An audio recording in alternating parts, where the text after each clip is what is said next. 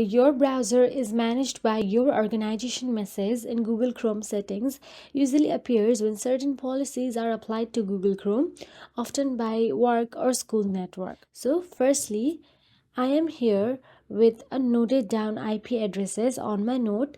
All you have to do is simply copy that first of all. Now, firstly begin with from the beginning. Simply open Chrome and go to the Chrome policy in the address bar by pasting the first IP address.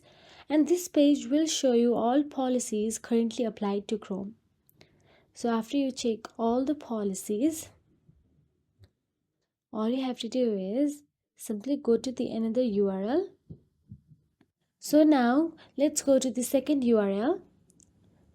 We don't have much to do in policies since our policies is pretty decent.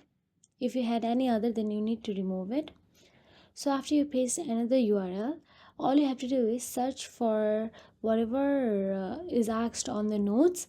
So you can see there is so manage UI option available. Simply search that on the Google. So you can see we cannot find it.